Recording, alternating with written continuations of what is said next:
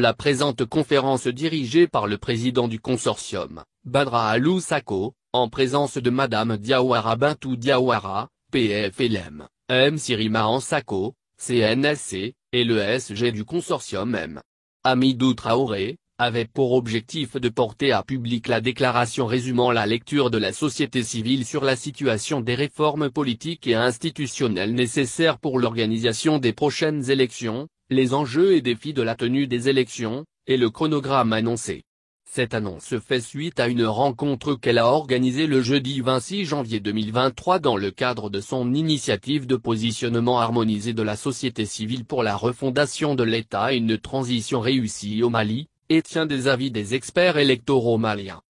Nous, membres du comité technique et stratégique des organisations de la société civile composé du Conseil national de la société civile du Mali, CNSC, du Forum des organisations de la société civile, FOSC, de la Coordination des associations éons féminines, CAFO, du Conseil national de la jeunesse du Mali, CNJ, et de la plateforme des femmes leaders du Mali, PPFLM, réunis à Bamako le jeudi 26 janvier 2023 dans le cadre de leur initiative de positionnement harmonisé de la société civile pour la refondation de l'État et une transition réussie au Mali après avoir discuté lors d'un panel avec des experts électoraux maliens de la situation des réformes politiques et institutionnelles nécessaires pour l'organisation des différents scrutins, de l'organisation matérielle et technique des élections générales, des enjeux et défis de l'organisation des élections générales, de l'analyse du chronogramme général des élections en vue de faire le point des retards accusés, faisons les constats suivants. Le comité technique et stratégique félicite les autorités de la transition pour les réalisations majeures portant sur l'organisation du processus électoral notamment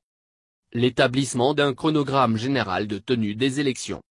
le vote et la promulgation de la loi électorale, la mise en place de l'autorité indépendante de gestion des élections au niveau national et la prise de fonction de ses membres au niveau national, l'élaboration d'un avant-projet de constitution, la désignation des membres de la commission pour la finalisation de cet avant-projet, la révision des listes électorales, le démarrage de l'établissement de la carte d'identité biométrique, le démarrage des concertations entre le ministère de l'administration territoriale et de la décentralisation et les partis politiques et la société civile sur le référendum. La situation sécuritaire reste une préoccupation nationale. Les démembrements de l'EJ ne sont pas mis en place au niveau des régionales, locales, communales et des ambassades et consulats du Mali. La réorganisation territoriale à travers le découpage n'est pas encore disponible pour bâtir la situation des circonscriptions électorales. Le fichier électoral actuel n'est pas aussi fiable et devra être en phase avec la réalité démographique notamment avec la prise en compte des nouveaux majeurs et des personnes déplacées. Les articles 4 et 5 de la loi électorale sur les rôles du ministère de l'administration territoriale et de l'EJ donnent une confusion dans la mise en œuvre des responsabilités. Le contexte économique difficile sur le plan national et international pour faire face au financement des différents scrutins. Ces différents constats pourraient avoir trois risques majeurs à savoir I, la crédibilité des scrutins, I, l'acception des résultats par les parties prenantes, et I, le respect des engagements auprès du peuple malien et de partenaires. Cette situation aura certainement une conséquence sur la cohésion sociale d'une part et d'autre part nuire aux relations entre le Mali et la communauté internationale.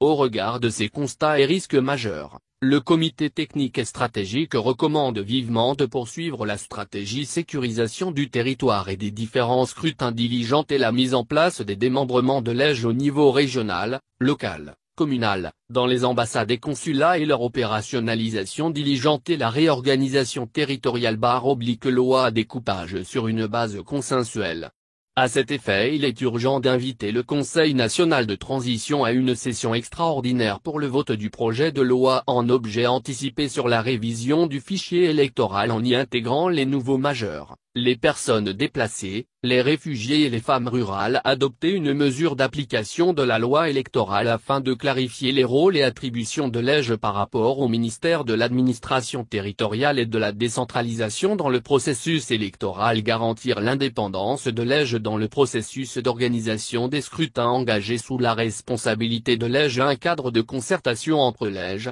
les partis politiques et la société civile d'une part et entre l'EJ et les partenaires techniques et financiers d'autre part sur les questions électorales. Élaborer et publier un guide de fonctionnement et des procédures de prise des décisions au sein de l'EJ. Nous, organisation de la société civile, sommes engagés à poursuivre nos efforts et à jouer pleinement toute notre partition pour répondre aux défis liés à nos missions d'information et de sensibilisation des citoyens. Le comité technique stratégique lance un appel aux autorités de transition pour la réalisation de l'union sacrée entre les Maliennes et les Maliens autour des réformes essentielles dans le cadre de la refondation de l'État et la préservation de l'intégrité du Mali dans une démarche consensuelle et inclusive.